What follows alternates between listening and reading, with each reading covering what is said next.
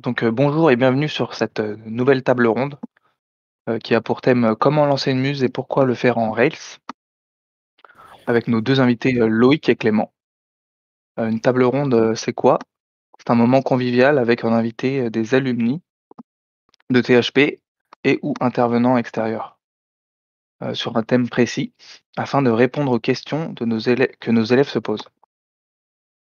Je suis Lilian Muller et formateur au sein de THP et je vais laisser la main à nos invités afin que ceux-ci se présentent respectivement. Du coup, je vous laisse vous présenter. Ouais, bah, L'un. je vais commencer du coup. Donc moi, c'est Loïc Demer. Je suis développeur Rails depuis bientôt 15 ans. Donc ça fait un petit moment. Pour le coup, je suis pas un alumni, mais je suis Hacking Project depuis le tout début, parce que je connais très bien les fondateurs. J'ai monté plusieurs boîtes. Ça fait 10 ans que je suis entrepreneur. J'ai vendu ma première boîte il y a 2 ans. J'en ai remonté une et en parallèle, je suis développeur du coup Ruby on Rails à Betagouv. Voilà pour moi. Je te passe le micro, Clément. Ok, donc dans mon cas, alors moi pour le coup je suis alumni de THP Corsair, j'ai fait la saison 3, donc ça remonte un petit peu. Et dans ma vie aujourd'hui je suis entrepreneur et puis j'ai fait différentes choses avant mais toujours orienté business, que ce soit dans la finance ou dans le service. Et aujourd'hui j'ai une entreprise qui est éditeur de logiciels. On va faire très simple. Voilà. Euh, moi, la question que je me pose et que beaucoup d'élèves se sont posées, c'est qu'est-ce qu'une muse? On se l'est aussi posé. Moi, dans ma tête, c'est un side project qui rapporte de l'argent. Je pense que Clément est d'accord avec moi Euh, là-dessus. ouais, totalement, totalement. Et j'en ai parlé avec d'autres personnes qui m'ont dit que ça pouvait être un spin-off depuis une application principale. Voilà, genre, par exemple, tu as une app qui fait, je sais pas moi, de la facturation pour l'hôtellerie. Tu fais un spin-off de facturation pour la restauration, par exemple.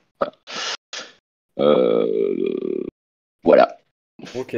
Ah, c'est marrant quand tu parlais de spin-off, tu vois, j'avais d'autres choses en tête, comme une muse. Bah, je pensais à typiquement nous, ce qu'on fait aujourd'hui. On a fait Analytics for Notion, qui est un plugin Notion. Mais je pensais aussi à Notion Forms, qui est connu pour le succès qu'il a eu, qui est monté par une seule personne, Julien Naoum.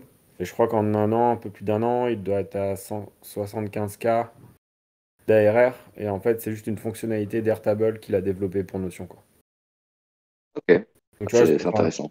ouais, typiquement, je pensais à ça quand tu parlais de spin-off la dernière fois. Ouais. C'est ce que j'en ai discuté du coup avec une personne en particulier qui me disait ouais non pour moi une muse c'est ça mais bon je préfère la première définition parce que je pense qu'il y a beaucoup plus de choses à dire dans le thème de cette table ronde euh, parce que Bah ouais, puis c'est un peu plus large, tu vois, genre, parce que ça peut être monétiser un passe-temps. Quand tu parles de Muse, c'est pas forcément un produit informatique tel que ça peut nous intéresser aujourd'hui. Moi, je sais pas, je pense, je dessine des trucs pour ma fille, je les vends sur Instagram. En soi, c'est une petite muse, tu vois. Ça me demande pas plus d'efforts que ce que j'aurais fait avant. Et ça me rapporte un petit business à côté, quoi. C'est tout con, mais. je, je le vois un peu comme ça aussi Ouais, donc mettons-nous d'accord là-dessus on part là-dessus comme ça au moins ça va être plus simple de driver cette table ronde quoi. c'est fait. Et du coup, je sais pas comment on peut enchaîner là-dessus. Pourquoi Rails pour lancer un side project? Donc, pourquoi Il y a, reste ple- dans cette project? il y a C'est une bonne plein, question. plein, plein de raisons. Pourquoi ne pas le faire en .NET C Sharp, par exemple? Est-ce que Euh, tu as un conseil là-dessus? .NET, je sais pas, mais enfin, en fait, je connais surtout les forces de Rails. Et l'une des grandes forces de Rails, c'est qu'on peut aller très, très vite, très rapidement, parce que c'est vraiment très, très conventionné. Il y a tout qui est vraiment posé pour, voilà, tu veux répondre à telle problématique, tu fais comme ça. Tu as besoin de faire de l'authentification, tu as tel gemme qui existe. Enfin, il y a vraiment beaucoup, beaucoup de choses qui font que ça peut aller très, très vite d'implémenter tes fonctionnalités, quoi. Donc, Ouais. pour le coup, moi, tous mes 7 projets, je les fais en Rails. Après, je faisais pas mal pour le contexte, j'ai fait beaucoup, beaucoup de langages. J'ai fait du Node, j'ai fait du PHP, j'ai fait du Java, j'en ai fait beaucoup. Mais Rails, ça reste vraiment mon langage de prédilection, enfin mon framework pardon de prédilection que j'utilise pour pouvoir faire une app web en side que je vais pas jeter 3 semaines après quoi.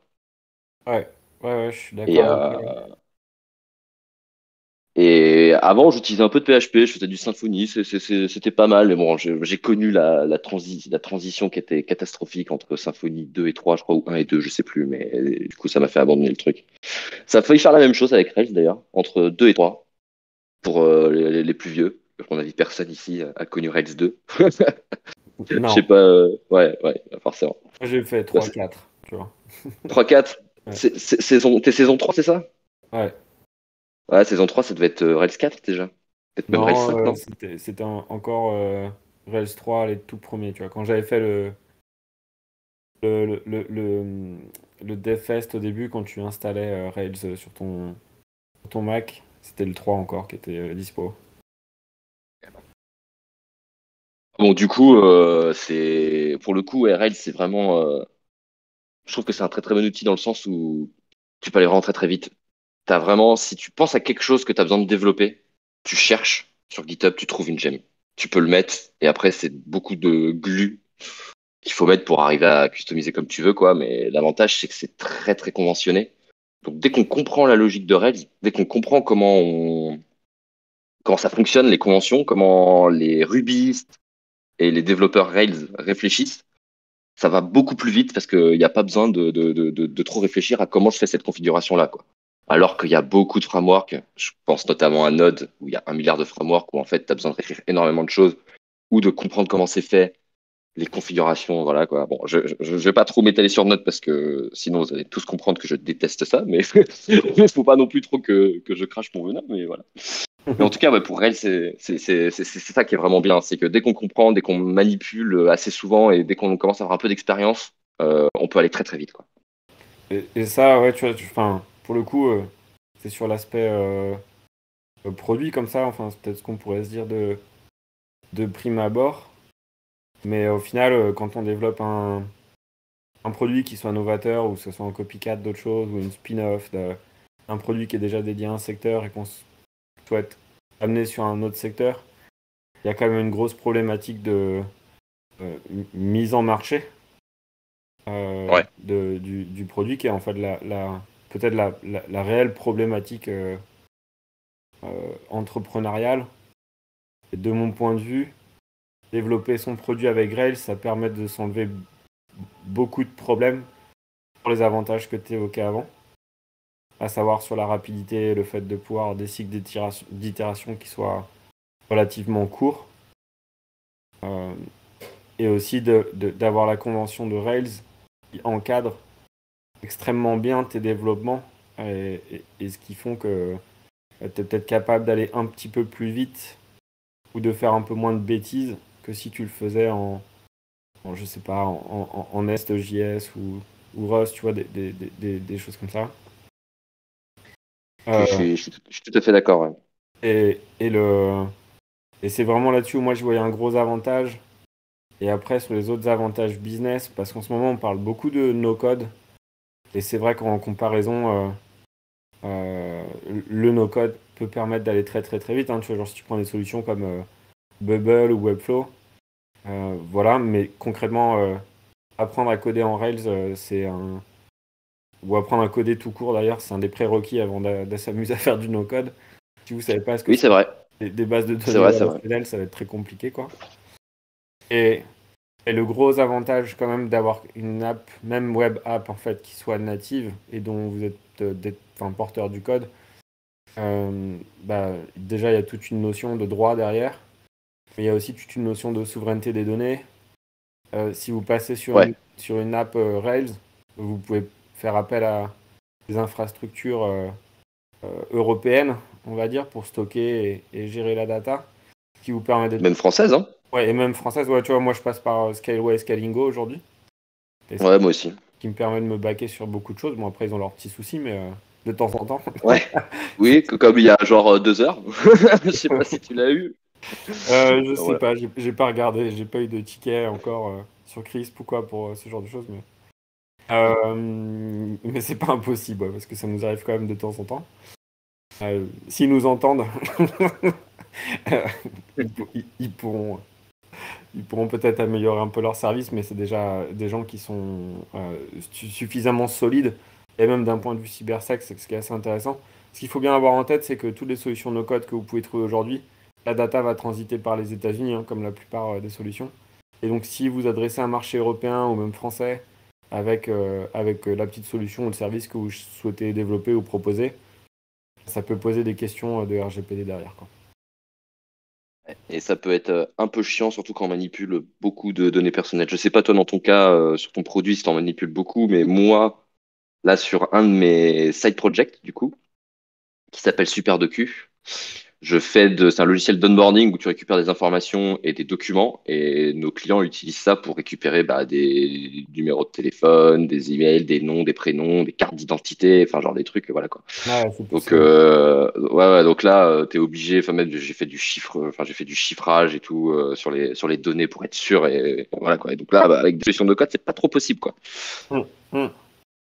Ouais, totalement, non, c'est même impossible en fait, hein. Enfin, c'est pas impossible, mais il faut vraiment que tu pousses le truc assez loin. Et puis ça te coûte beaucoup moins cher, on va pas se casser, on va pas se le cacher non plus. Faire un truc en Rails, ça vous prendra du temps humain. Vous amusez à lâcher des billets chez Zapier ou, euh, ou Airtable ou je sais pas moi, Bubble ou Webflow, ce que vous voulez.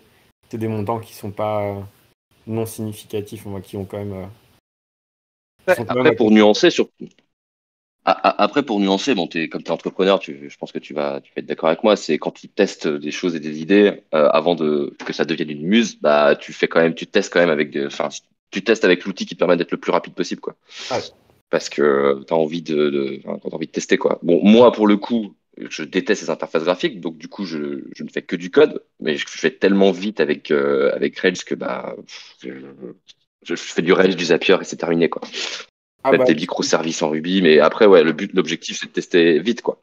exactement, ouais. Bah tu vois, je pensais à des landing pages par exemple, si tu testes une landing euh, qui soit dédiée à une action, une campagne d'acquisition, enfin peu importe que ce soit du payant ou de l'organique à travers des actions de poste, je sais pas, dans des communautés ou ce genre de trucs. Je pense à tous les website builders avec Notion en CMS. Avec ce genre de truc, tu peux aller très très très très vite pour faire de la landing page, quoi. Et tout en restant maître et en pouvant itérer sur le contenu et échanger assez facilement ton copywriting sans que ça soit très très compliqué à le faire derrière. Enfin, ça, c'est un exemple qui me vient à l'esprit, quoi. Non, c'est clair. Et pourtant, moi, il y a quelques années, j'étais vraiment en mode non, je vais le coder, ça va être plus simple, si jamais il y a besoin d'itérer et tout. Bon, j'étais jeune et bête. Ouais, ouais. Non, mais comme tout le Ap- monde, c'est ton premier Après, réflexe, hein. ouais, non, c'est sûr, hein. Donc, mais bon, maintenant, je vais enfin, tellement plus vite avec GitHub Copilot. Je sais pas si les gens connaissent, du coup, GitHub Copilot, c'est un assistant en intelligence artificielle qui te propose des suggestions de code quand tu écris du code. Et donc, c'est un plugin que tu mets sur ton IDE et ça te permet d'aller plus vite, quoi. En Rails, c'est monstrueux. Comme j'ai beaucoup d'expérience en Rails, j'écris de manière très, très conventionnelle. Et du coup, comme c'est écrit de manière très conventionnelle, bah, l'IA s'en sort très, très bien. Et littéralement, là, depuis que je l'ai installé, genre il y a 40 jours, j'écris 15% de mon code. C'est l'IA qui écrit le reste. Et tu l'as, GitHub Copilot, c'est encore la bêta là ou c'est. Non, non, là, il s'est passé en payant. Ok, d'accord. C'est 10 € par mois. Ok, Mais ouais. je pense que ça va être les 10 € Le plus rentable de ta vie. les plus rentables de ma vie, là, de développeur, quoi. Donc, franchement, non, c'est une tuerie, c'est une tuerie. Ça, c'est vraiment une force. Le fait d'écrire, que ça soit ultra conventionné, déjà, t'as pas besoin de trop réfléchir et ton IA, elle a pas besoin de trop réfléchir, quoi. Ouais, ça Donc, par ça, contre, c'est ouais, genre, vraiment. les IA là, je regardais sur du chat GPT et compagnie. Enfin, quand vous allez adresser le marché Enfin, quand on a une muse et qu'on veut tester des idées, il faut aussi tester qui est votre client, votre cible idéale. Enfin, il y a beaucoup, beaucoup de choses à faire. Euh, Essayer de travailler votre notoriété ou quoi que ce soit. Et typiquement, je pense à ChatGPT, là, quand je vois ce qu'ils sont capables de sortir, si vous voulez générer des posts LinkedIn ou n'importe quoi sur un sujet en particulier, c'est assez puissant et ça vous évite de perdre énormément de temps, quoi. Et là, pour le C'est coup, ouf. C'est ouf, ChatGPT. Moi, ça remplace Google. Quand j'ai besoin de chercher un truc sur du code, je demande à ChatGPT. ouais. Ouais, bah, Je me pose même plus de questions. nous, avec nous, on s'est amusé. Tu peux le prendre pour n'importe lequel de tes business et tu lui demandes qui a besoin de ça ou pourquoi c'est important avoir un logiciel qui fait ça. Typiquement, tu parlais de SuperDocu tout à l'heure. Pourquoi c'est Ouais. important d'avoir... Bah, tu vas être assez surpris de la réponse. Je pense qu'il l'explique mieux que tu aurais su ne jamais l'expliquer à tes clients, quoi. C'est assez Non, impressionnant. j'avoue. Ouais. Donc, non, Bon, moi- Ouais, vas-y, vas-y. non, bah, typiquement, ouais, le chat GPT, enfin, quand tu vois d'autres technos qui sont poussés derrière, moi, je sais plus, je m'étais pris Nichess sur AppSumo. Je sais, c'était qu'un peu une sorte de concurrent de copy.ai, qui fait du copywriting pour landing page, et qui doit être backé par chat, enfin, par OpenAI aussi derrière, quoi. Enfin, c'est du GPT-3, quoi. C'est assez fou, quoi. Ça, par contre, ça vaut vraiment le coup de tester ça quand vous êtes en recherche de votre cible et de compréhension de votre marché. Vous avez besoin de tester des idées et du copywriting qui soit facile à obtenir, quoi. Ouais, ouais, non, c'est clair. On nous dit dans le chat qu'on lâche beaucoup trop de noms d'appli que les gens connaissent pas. Bon, d'un côté, c'est vrai que quand tu es dans le truc, tu balances des noms. Oui, ça, c'est une bonne remarque. Faut faire gaffe à ChatGPT, comme quoi ça donne principalement du code dégueu. Alors, oui, c'est dégueu, mais après, ça permet de. Moi, je m'en sers surtout pour me donner des idées, pour faire des choses. Généralement, le code qui te donne, il est faux. Je sais pas si vous. Je pense à une anecdote. Il y a je sais pas si vous connaissez le Advent of Code. C'est un, c'est un calendrier de l'avant des développeurs et tous les jours, il y a un exercice d'algorithme en deux parties. Donc les premiers jours sont faciles et après, c'est de plus en plus compliqué. Et pour le fun, je m'étais amusé à faire résoudre l'Advent of Code à ChatGPT. Donc les deux premiers jours, ça allait facilement et le troisième, il commençait un peu à galérer. Après, ce qui est bien, c'est quand tu lui dis, ah, tu t'es trompé à telle ligne, je pense que c'est faux. Et là, il te fait, ah oui, c'est vrai, t'as raison, c'est faux. Eh ben, je me corrige du coup. Mais c'est vrai qu'il pond beaucoup, beaucoup de conneries. Après, c'est surtout pour m'aider, quoi. Je pense que GitHub Copilot, ça me donne beaucoup plus de contexte. Enfin, il a plus de contexte, donc il est généralement plus vrai, alors que ChatGPT, tu lui sors une question out of nowhere, forcément. Après, ouais, clairement, c'est super bien pour faire du market, pour faire de la com. Ma compagne qui travaille dans la com utilise ChatGPT pour lui demander, elle lui demande des pitchs de 5 minutes, enfin pour un spot de publicité de 30 secondes sur une marque d'eau gazeuse, quoi. Donc, et le truc, t'en sors plein, c'est quand même assez ouf. Ouais, non, c'est surpuissant. Tu vois, il y avait Alexandre qui posait la question de Oncha, s'il y avait une sorte de plateforme sur laquelle il y aurait des Trello ou des Miro ou autres publics comportant des brouillons des projets, des gens partage qui ensuite me permettront de m'entraîner à coder leur site, applications et autres. Je sais pas si tu parles de User Story et compagnie. Ça, je saurais pas te dire. Par contre, si tu veux avoir des idées, va sur Twitter et regarde ce que font tous les mecs qui build in public. On t'ouvre un paquet. Il y a un mec que je suivais qui fait justement du building public, je crois que c'est un Slovénien. Et lui, il a fait un projet où il référence plein d'idées de projet avec des specs. Ah, Je c'est vais sympa. regarder vite fait si je le trouve. Ouais, je vais regarder vite fait si je le trouve Ça, pour sur le mes coup, je pense stars. que c'est exactement ce que veut Alexandre. Ouais, c'est pour ça que c'est pour ça que je vais scroller un peu là. Je star trop de trucs. Est-ce qu'on peut les écrire pour Euh, l'instant? Car c'est un peu du chinois pour moi. Jean-Baptiste? Ouais, on va te les écrire. Tac, tac. Et tiens, surtout attention, l'utilisation d'une IA pour le code n'est pas une bonne idée quand on est débutant. Alors je suis assez d'accord. Je pense que c'est bien quand on a déjà la logique sur par exemple, Ruby, c'est un langage impératif. Si tu apprends un autre langage impératif comme du Go ou du Rust, quand tu as besoin de récupérer les syntaxes et ce genre de choses, et que tu es à l'aise avec le paradigme impératif, tu peux t'aider avec ChatGPT pour apprendre à faire du Rust, du Go, tu vois. Mais c'est vrai que quand tu es débutant, c'est pas ouf, quoi. Ça peut te sortir des trucs un peu chelous, quoi. Donc, euh, oh là là, j'ai pas trouvé, je pense, hein. Par contre, il y a Pauline qui lui a déjà proposé Project Book, plus de 100 idées de Ah bah, projet. c'est Ouais, je sais pas ce que c'est exactement, cool, mais ça. Bon, si je le retrouverai, je le balancerai sur le chat, mais là, je l'ai plus, je sais plus comment il s'appelle, donc, je sais pas dans l'ordre en plus. Pourquoi, mais ouais, bon, bref. Bref, bref, bref. Euh, Sinon, pour revenir un peu sur la Muse, il y a un autre avantage qui est assez récent pour Rails, qui avant ne l'était pas, enfin, c'était vraiment une grosse épine dans le pied, c'était le fait d'avoir des applications dynamiques. C'est là où des ouais. frameworks comme Nest et tout étaient vachement bien.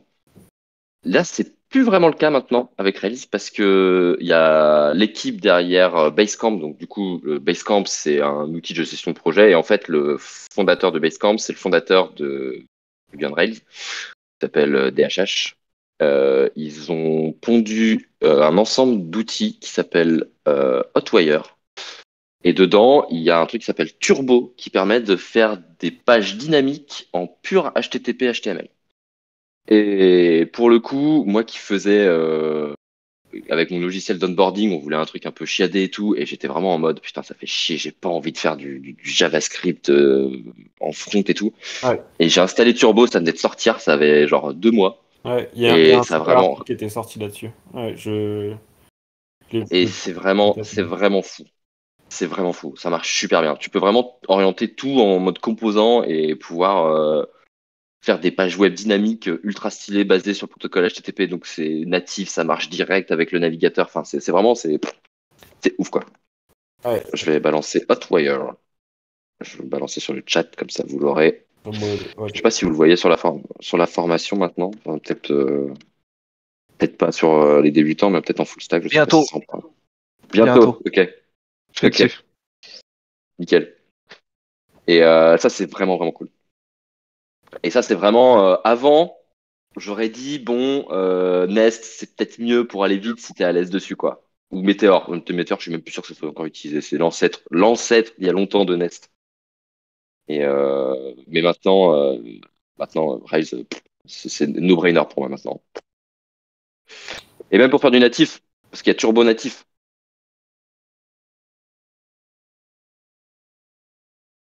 et si on en revient aussi, enfin, pour revenir plus au côté muse, sur le comment faire une muse, moi, si j'ai un conseil que j'aurais aimé qu'on me donne un peu plus tôt que ce qui m'a été donné, et qui m'aurait épargné beaucoup de difficultés, c'est de lire un bouquin qui s'appelle Le Mom Test.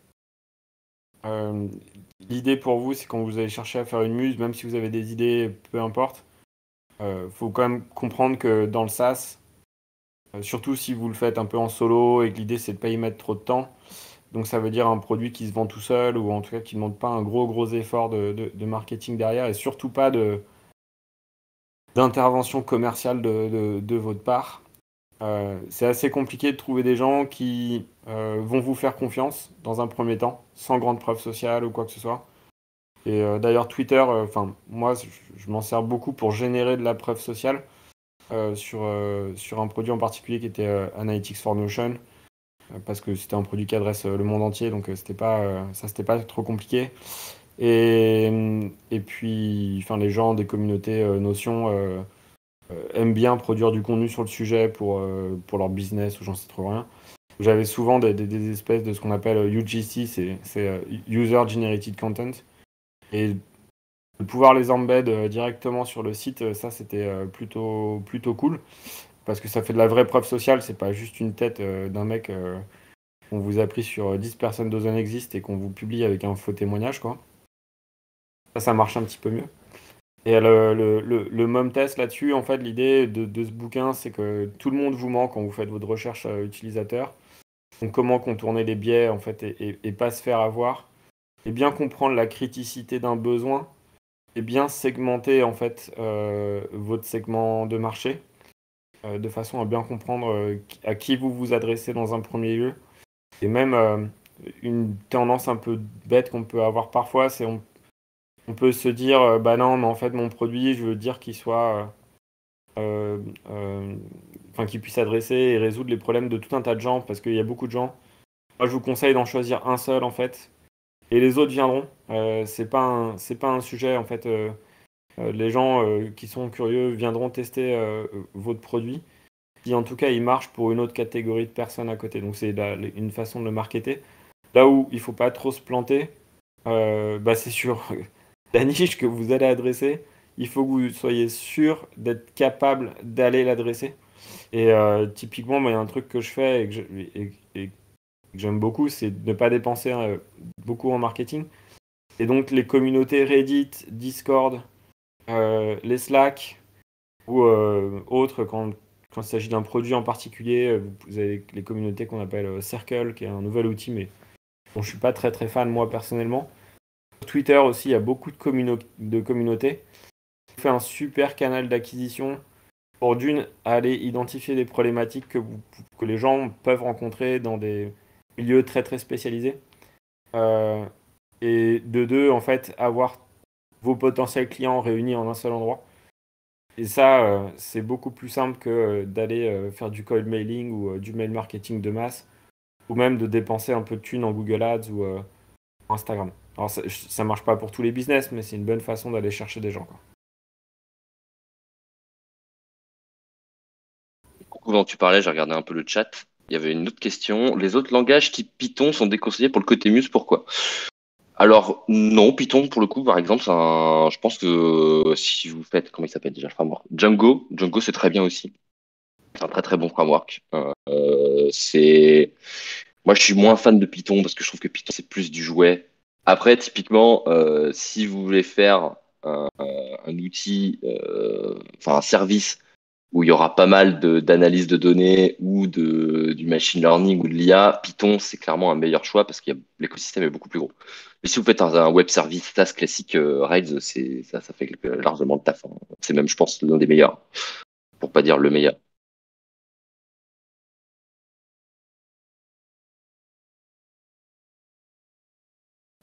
Ensuite, je m'étais fait une petite to-do list. Je pense que j'ai parlé Peut-être que vraiment sur le de. côté SEO, c'est quelque chose à évoquer aussi, non? Tu penses pas le fait d'aller construire un... Oui. Après, bah, de toute façon, en Ruby, enfin en Rails, il y a une gemme qui permet de bien setup tout son SEO assez facilement, qui fait très bien le taf. Il doit y en avoir. Enfin, après, ça dépend ce que tu. T'as une combinaison de plusieurs gemmes qui permettent de faire ça très facilement. Mais Ah, c'est quand même un gros sujet, hein, tu vois, genre moi, oui, je suis d'accord que c'est un gros sujet, hein. Je suis d'accord que ça, c'est un très très gros sujet, hein.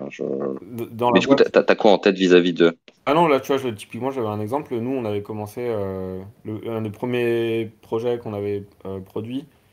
On avait codé tout le site en Nest JS, qui n'est pas en fait Ouais. scrollable par Google. Donc, ton SEO, juste, tu l'oublies, quoi. Tu vois, c'était totalement Ah fait de oui, notre oui, part. ouais. C'était à l'époque où il n'y avait pas de server-side rendering Ouais, ouais, sur Nest, ouais, parce que maintenant il y en a. ouais, ouais, Ouais, ouais, ouais. ok. Ah oui, ça fait chier ça. Là, il n'y a pas le problème avec Rails. Rails, c'est vraiment la stack maintenant qu'on appelle boring. C'est la boring stack. C'est vraiment genre, il n'y a plus rien de sexy. Enfin, on a l'impression, quand on rentre dans l'écosystème Rails, on a l'impression que, bah, en fait, c'est pas sexy, c'est pas cool. Mais en fait, c'est juste que c'était sexy il y a 10 ans. Mais maintenant, c'est juste robuste, ça marche. Y a aucun problème, tout est nickel. Enfin, genre, il n'y a pas de drama. Enfin, si, il y a les dramas, mais liés. Enfin, ça n'a rien à voir avec le langage, enfin, avec le framework, quoi. Mais c'est juste, c'est robuste, ça marche. Toutes ces problématiques-là, en fait, elles ont été taclées il y a 10 ans, donc ça marche très bien, quoi. Comme je disais, le SEO, tu t'installes ta gemme pour gérer ton sitemap, ta gemme pour gérer tous tes OG de manière dynamique à la volée avec 3 fichiers de config, et puis ta gemme pour faire ton robot texté, quoi.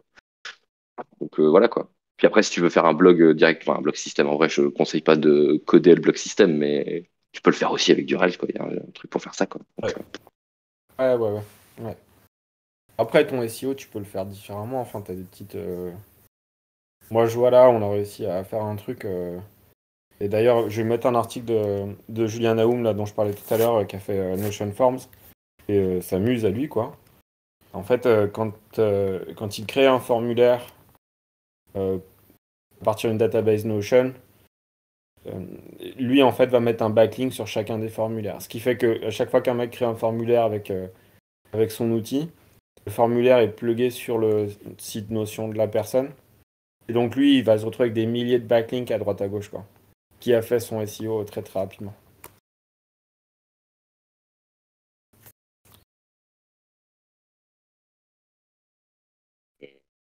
Je rescrolle ma checklist. Je peux faire une petite parenthèse sur les tests. Tests automatisés. Ah ouais. C'est quelque chose que.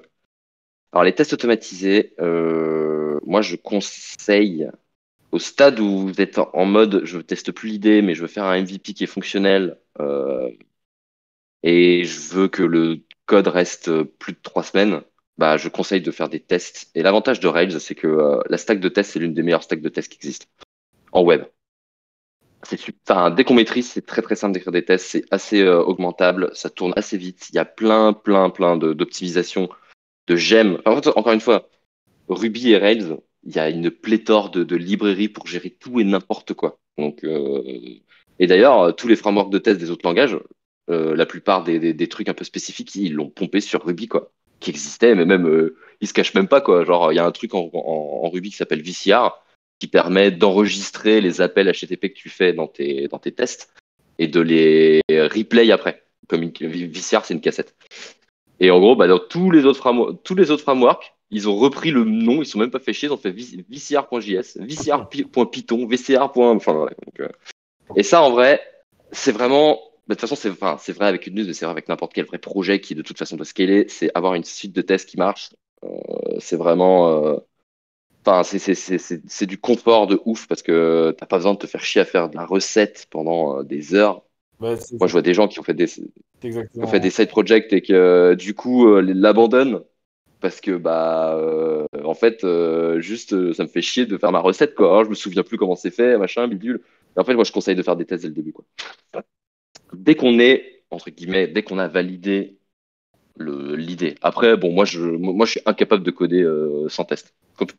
Après 20 ans de développement, je me suis rendu compte au bout de 5 ans, 5-6 ans que je savais pas coder sans test. J'écris des tests systématiquement pour tout et n'importe quoi. Je fais des scripts bash, j'écris des tests. Donc, pour moi, je me pose pas de questions, quoi. Et puis comme tu disais tout à l'heure, en fait, ta ressource la plus précieuse dans ces moments-là, c'est quand même le temps, quoi. Ah oui, mais c'est toujours le temps, de toute Ouais. façon. Oui, toujours. C'est c'est clairement le temps. Ouais. Et du coup, c'est sûr que bah, la courbe d'itération, quand tu fais pas de tests, elle devient exponentielle, alors que quand tu fais des tests, bah, en fait, bon, si t'as pas trop de dettes, elle reste assez stable.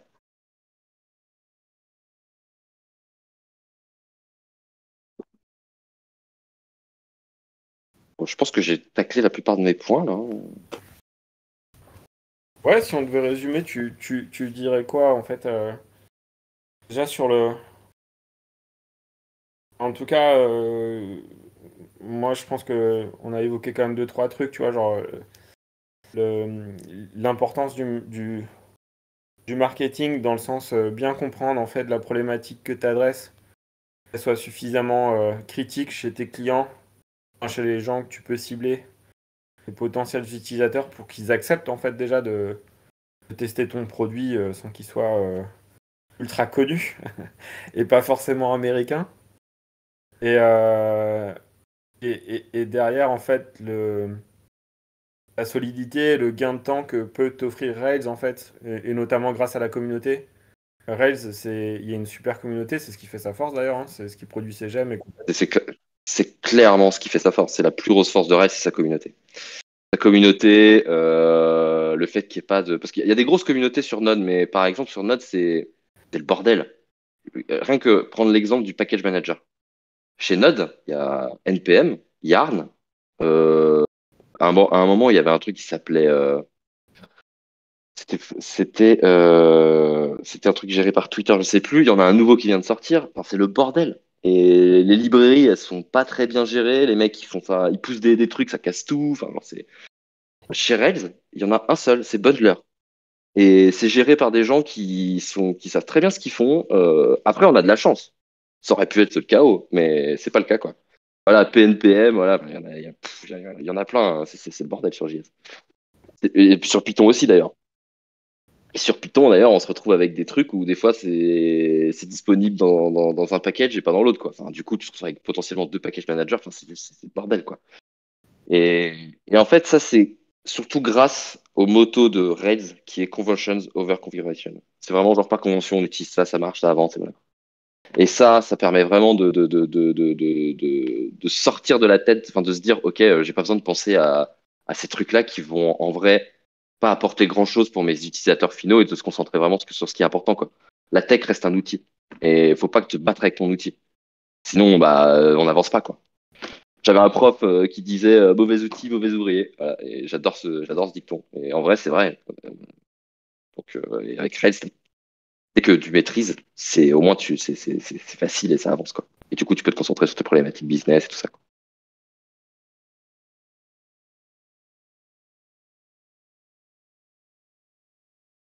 Ouais, exactement. Euh, Il y a un autre truc aussi qui est assez cool avec Grail, je pense. Euh, c'est c'est qu'il y a quand même beaucoup de possibilités derrière, avec toujours cette logique d'itération rapide. Quand je parle de possibilités, que ça soit de construire votre propre app ou des outils, des scripts de scrapping ou ce genre de trucs qui vous seront utiles à un moment donné pour avoir de la data ou des gens à adresser en fait quand vous faites vos différentes recherches, peu importe. Et ça, c'est quand même très cool, quoi. C'est clair. Je sais pas si Lilian, t'avais des questions sous le coude. Moi, non. J'en avais qu'une. C'était celle que j'ai posée au début. C'était Mais la première, c'était histoire de vous laisser après débattre. exactement. Euh, Du coup, je pense qu'on peut passer aux questions des élèves. S'il y en a qui veulent, alors soit à l'écrit, si vous n'osez pas, soit vous levez la main et on vous fait parler à l'oral. N'hésitez pas, hein. Personne n'a de questions. Beaucoup de choses ont été dites pourtant. Faites des questions qui n'ont rien à voir avec la conf, hein. Profitez-en, hein. Ouais, vous avez deux experts avec vous en Rails. Si vous avez des questions, n'hésitez pas. Surtout que vous êtes en projet finaux. D'ailleurs, je suis jury, je sais pas qui j'aurai, mais je suis jury la semaine prochaine, au passage.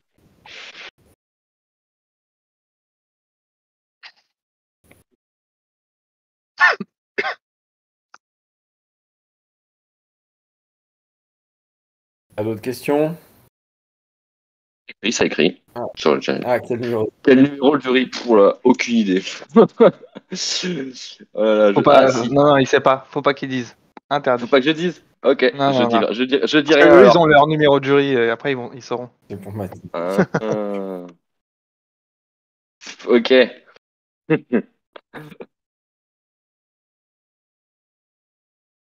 une fonctionnalité dans ce qu'on a dit. Pas dire. Non, Pauline, pour répondre à ta question, une muse, c'est une fonctionnalité dans ce qu'on a dit.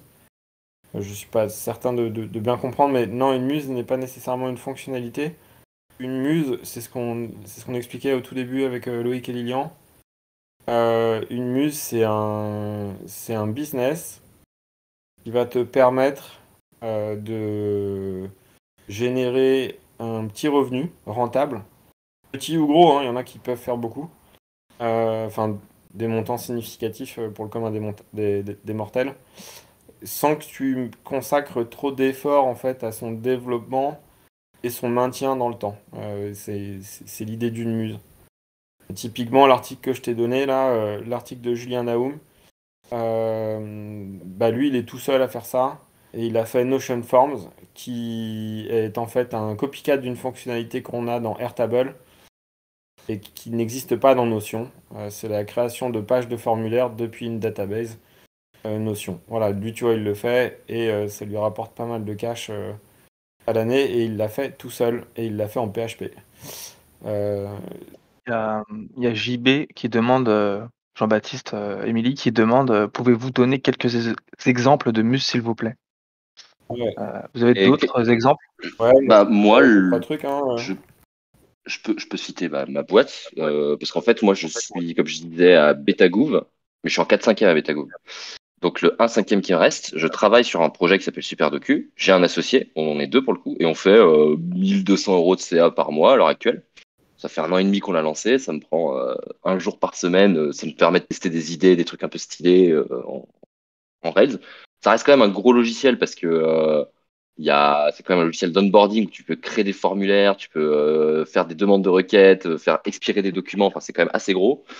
Et on fait du biz. Bon, maintenant, on a un SEO qui marche bien, donc on a beaucoup d'inbound. Bon, on a encore des problèmes pour convertir les gens, mais au moins, ça commence à rentrer. Et en vrai, bah, c'est cool, quoi. Ça tourne, ça me demande pas trop de taf. Je travaille 1 jour par semaine dessus. Il y a des problématiques intéressantes. Et voilà, quoi. Je vais en lancer un deuxième bientôt, qui est un outil qui consiste à prendre un fichier de type OpenAPI. Donc OpenAPI, c'est un fichier généralement YAML ou JSON qui décrit comment fonctionne une API et avec les paramètres, ce que ça renvoie, et ce genre de choses. Et en fait, tu lui donnes ce fichier-là et il va te générer un faux serveur qui va répondre en fait aux appels. Genre par exemple, dans ton fichier OpenAPI, quand tu fais un get sur /user, ça te renvoie une liste d'utilisateurs avec un ID, un prénom, un email. Bah moi, tu lui donnes le fichier, il va te faire un faux serveur qui t'envoie des fausses données, quoi. Et ça pourra servir pour des gens qui ont besoin de faire de l'intégration et ce genre de choses, quoi. Ça m'a pas pris longtemps, c'était un petit set project pour le fun, et du coup j'étais en mode tiens vas-y, je vais le lancer, il me manque juste à brancher Stripe et voilà quoi.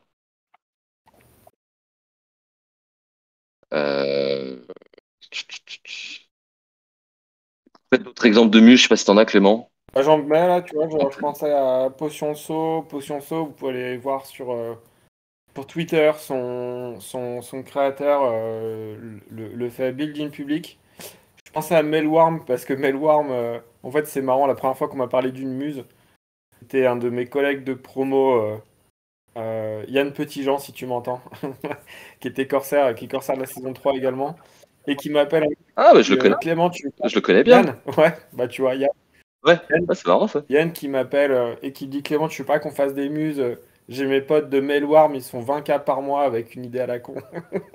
Et genre, et il dit j'ai envie de faire ce genre de truc. Et je lui dis mais c'est quoi une muse? Et du coup, il m'en parle. Il me dit voilà, c'est un truc qui ne demande pas beaucoup. J'ai des idées. Tu vois, il me parlait de mail parser à l'époque, qui est quand même assez lourd. Je sais pas si c'est réellement une muse, mail parser, mais qui est un parseur d'email. Hein, ça vient extraire des contenus d'email en fait en fonction de ce que vous voulez. Typiquement, je sais pas, vous êtes une agence immobilière, à chaque fois que les gens ils vous répondent à une agence sur Le Bon Coin, Le Bon Coin vous envoie un email avec MailPercer. En fait, vous pouvez vraiment venir targeter les informations essentielles et venir automatiquement renseigner votre CRM derrière sans que l'assistante commerciale que vous avez ait à le faire et introduise un biais humain parce que l'erreur est toujours humaine en informatique. Ce qui fait que vous vous retrouvez avec des CRM qui sont très mal renseignés. Donc ça, c'est un exemple, par exemple. Mailwarm, c'est ce qu'on appelle un- et encore, c'est même pas vraiment un chauffeur de serveur. En fait, l'idée, c'est eux, ils vont venir simuler des conversations avec votre serveur mail de façon à ce que votre serveur ait une bonne réputation auprès des autres serveurs email et que vous finissiez pas dans les spams quand vous faites de la grosse campagne de mail marketing, quoi.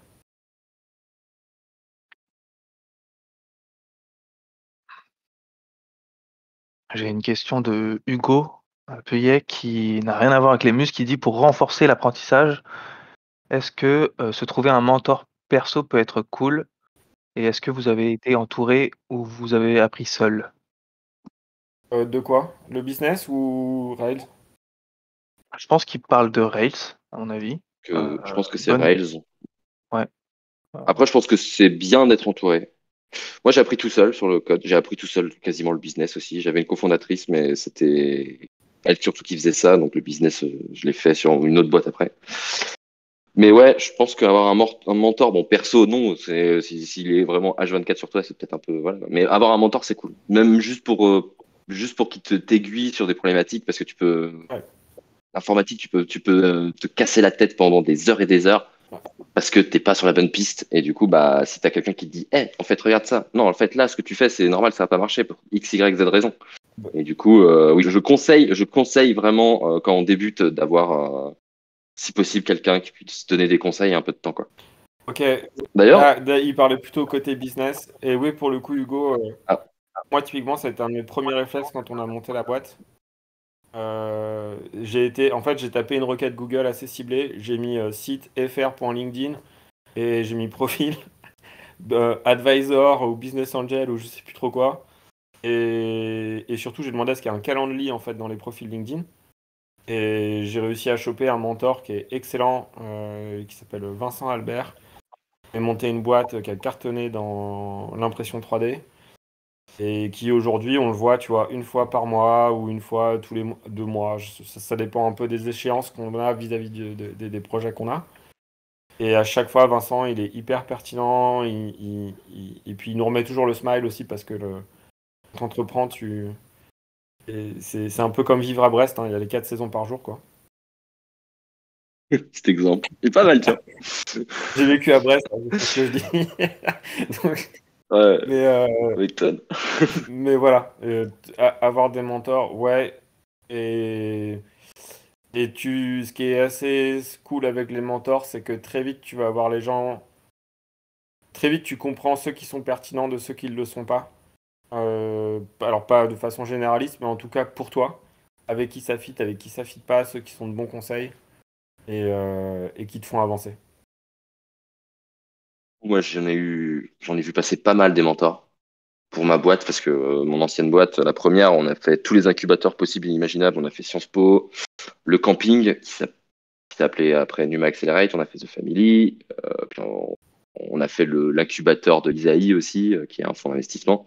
Du coup, j'ai eu beaucoup, beaucoup de mentors. Il y en a avec qui ça fit et il y en a où ça fit pas, quoi. Et après, bah, c'est pas grave, hein, et puis tu gardes contact et après, bon, bah, tu discutes régulièrement. Mais c'est bien de discuter avec des gens d'un point de vue business pour qu'ils te remettent aussi un peu la tête, enfin, te lever un peu la tête de l'eau vis-à-vis des stratégies que tu peux aborder et des choses que tu n'y as pas forcément pensé parce que quand tu es entrepreneur, bah, tu as toujours tout qui est urgent, toujours tout qui crame. Donc, du coup, tu as toujours la tête dans le guidon. Et en fait, tu penses pas forcément à voir plus loin que bah, le truc qui crame devant toi, quoi.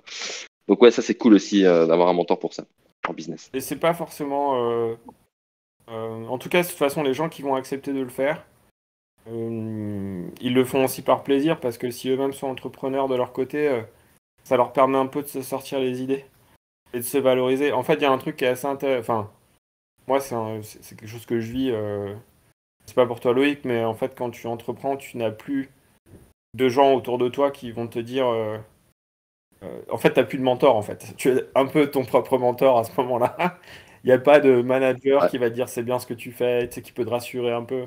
Bon, après, tu as des feedbacks clients, ce genre de trucs qui font que, et puis tu as des chiffres qui vont parler pour toi, mais tu es plus en posture d'écoute continue, et il y a peu de gens, en fait, qui vont t'écouter. Et d'avoir un mentor, c'est aussi agréable pour ça, quoi. C'est clair. D'ailleurs, moi, je fais pas, avec le Covid, ça s'est un peu calmé, mais je faisais beaucoup, beaucoup de mentoring. Et ça, c'est cool aussi parce que ça te permet d'aider des gens. Et puis, et en vrai, ça te permet aussi de toi de trouver des idées et de réfléchir de façon différente sur tes propres problématiques aussi. Donc, ça, c'est cool. Ouais, tout à fait, hein. Ouais. Je suis pas sûr d'avoir compris ta question, Jean-Baptiste. Donc, fichier que tu fais payer à l'utilisateur. Je pense que c'était par rapport à ce que je disais moi sur SuperDocu. Je sais pas.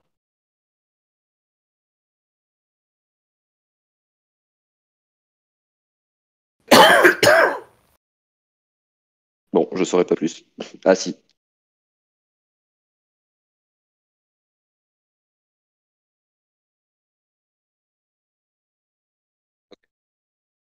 Ok.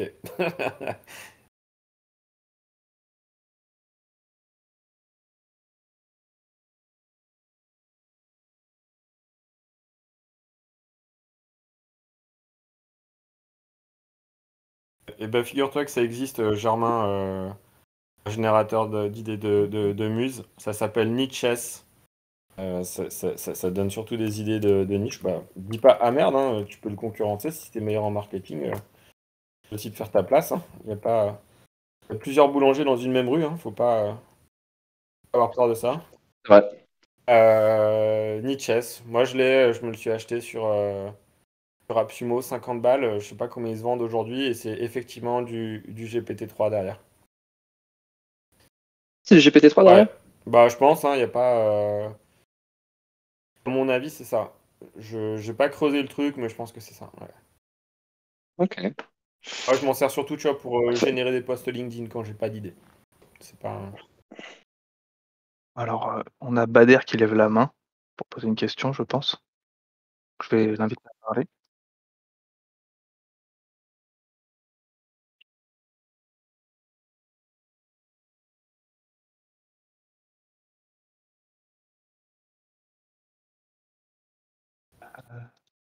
Bader, ton micro est coupé.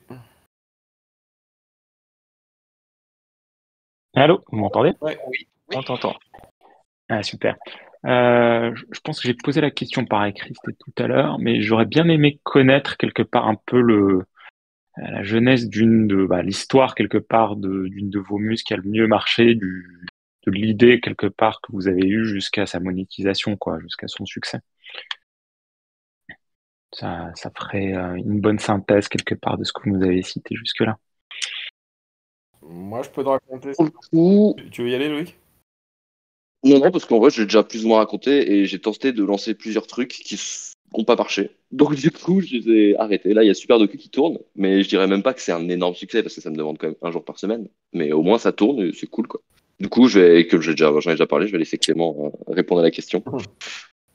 Ouais, bah moi, je peux te raconter l'histoire qu'on a écrit là depuis un an maintenant avec. Alors, moi, ma boîte s'appelle Sunnyvale, mais on a fait deux produits. Le premier, c'était Toolsgather.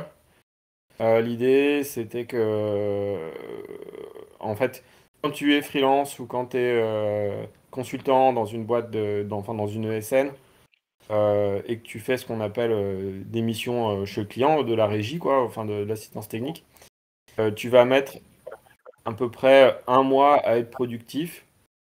C'est le minimum, en fait, le temps d'être onboardé correctement sur le projet et de te saisir du projet lui-même. Et durant ces un mois, il y a quand même un gros risque en fait pour le client qui t'emploie. C'est que tu te barres du jour au lendemain. Ça, c'est un risque quand tu es freelance. Ou que tu ne fasses pas l'affaire, que en fait, je sais pas, tu es menti ou ton business manager est menti sur ton truc. Et pour ça, en fait, on avait imaginé Toolsgather. Et typiquement, Toolsgather n'a pas vraiment marché sur la cible principale qu'on souhaitait adresser. D'ailleurs, c'est marrant, aujourd'hui, on a les clients principaux, c'est plutôt des petites agences qui vont se servir de Toolsgather comme un hub d'échange pour éviter les frictions entre les différentes stacks SharePoint et Google Drive. Tu vois, c'est tout con, hein, mais c'est juste un endroit où tu réunis de la doc et avec qui tu décides de la partager. Juste un espace d'espace tampon entre tes trucs. Donc ça, on l'a pas remarketé de cette manière-là. La bêtise aussi qu'on avait fait, c'est qu'on l'avait mis en français à 100%.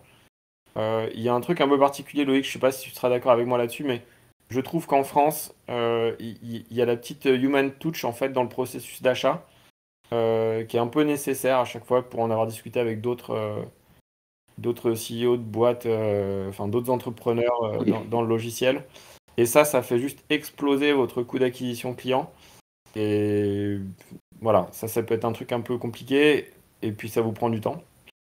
Il y a de l'humain. C'est clair. En France, les Français, ils ont un peu de mal à. C'est un peu compliqué, tu vois, d'aller mettre de la thune dans un sas. Je sais pas pourquoi, c'est un peu chelou.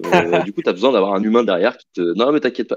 Franchement, c'est vrai que c'est vachement. Enfin, je trouve que c'est. Ouais, J'ai eu beaucoup le même feedback que c'est plus simple de vendre à l'étranger, enfin surtout aux States. Aux States, ils s'en foutent, ils achètent. Ouais, tu vois, genre.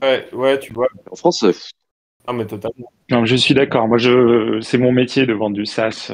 J'ai fait pas mal de boîtes de logiciels.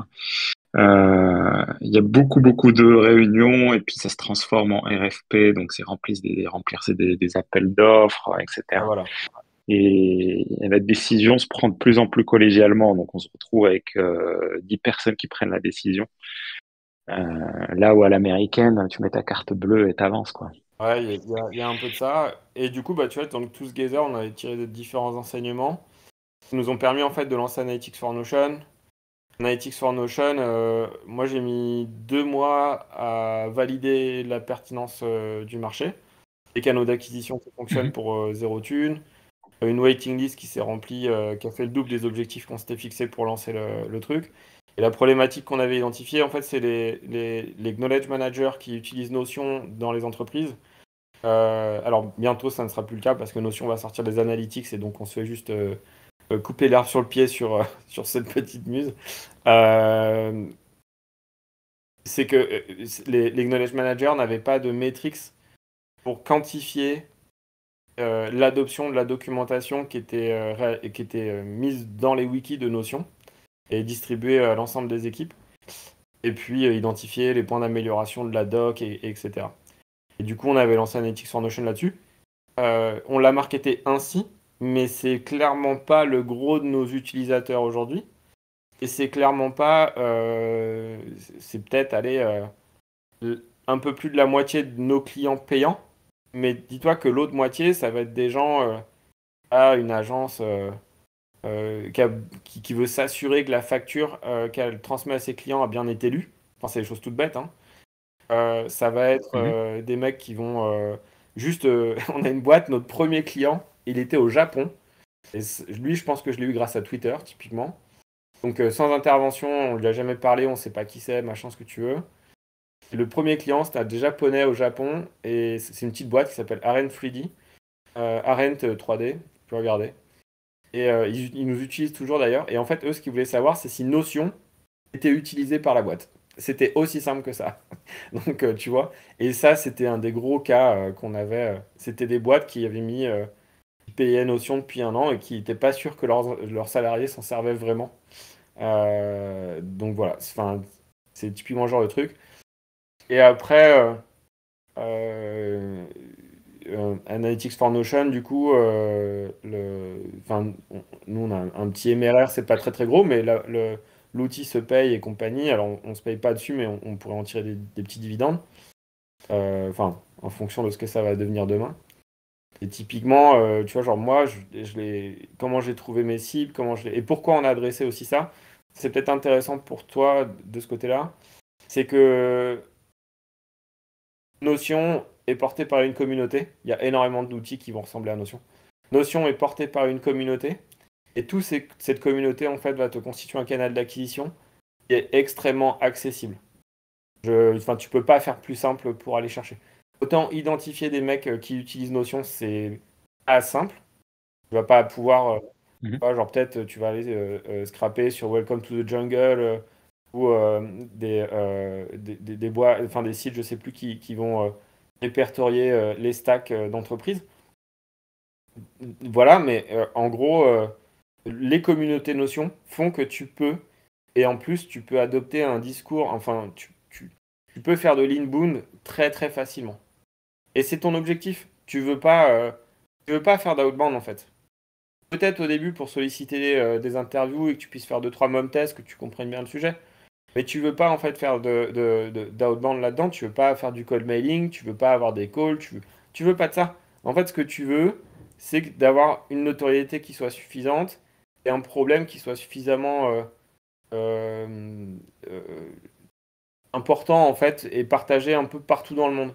Et typiquement, là, tu vois, ce truc-là, ce sujet-là, bah, c'était le cas en fait. C'était le cas. T'as des gens qui ont besoin de savoir ce qui se passe sur leurs notions. Et ces gens-là sont un peu partout dans le monde. Et tu as des boîtes. Et puis toi, tu peux en tirer un profil de client idéal. Comme ça t'aide juste à marketer la chose un peu plus simplement sur ta landing page. Mais ça ne veut pas dire que tu vas écarter du business ou passer à côté, quoi. Si les gens comprennent à Mhm. peu près ce que c'est ton Et, outil, c'est pas un souci. et ça, en termes de code, parce qu'on a tous un niveau quelque part encore un petit peu débutant, à la fin du projet, on sera capable de faire un petit site e-commerce.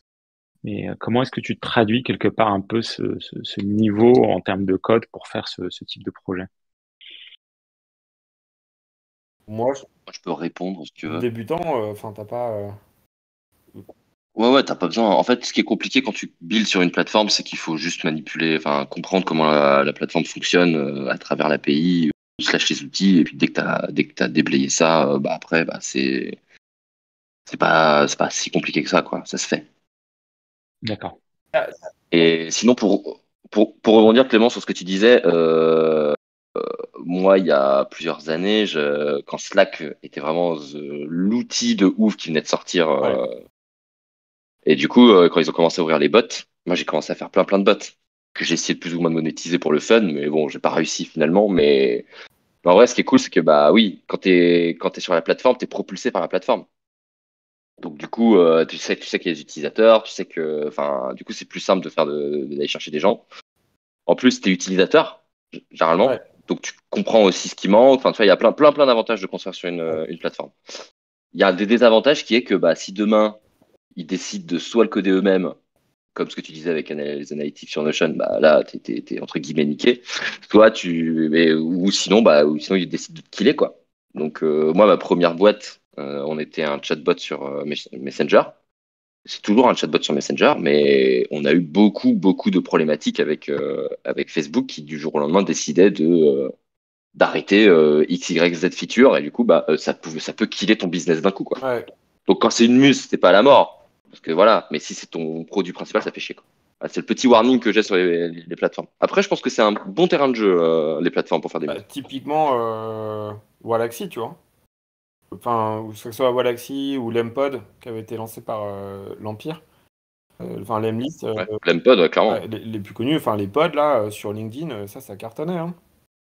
Enfin, après, t'es dépendant de LinkedIn. Et typiquement, Prospectin, enfin, Wallaxy au tout début, quand il s'appelait encore Prospectin, eux, ils sont pris des procès, je crois, hein, de LinkedIn, ou en tout cas des demandes de clôturer leur business et leur activité. Ça, c'est des choses, voilà, il faut en être conscient, mais c'est pas, c'est pas impossible non plus. Et puis, mais voilà, en fait, dans l'idée, faut quand même se dire que être porté par une communauté, c'est surtout si vous êtes tout seul, c'est quand même un bon truc, quoi.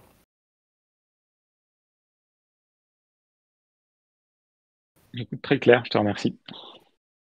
Et d'ailleurs, je pense à ça, mais moi, j'arrête pas de voir des sujets sur des apps Shopify. Je l'ai mis tout à l'heure là. Et je pense que c'est. Alors, je sais pas exactement de quoi il en ressort. Je suis pas allé voir, mais Shopify, c'est une plateforme. C'est une plateforme qui permet de générer des sites de e-commerce pour des petits business. Et donc, je pense qu'il y a deux, trois plugins ou peut-être des petites fonctionnalités qui sont pas natives en fait et que des gens doivent développer pour répondre à deux, trois besoins. Shopify, c'est un bon terrain de jeu pour faire des petits plugins faciles.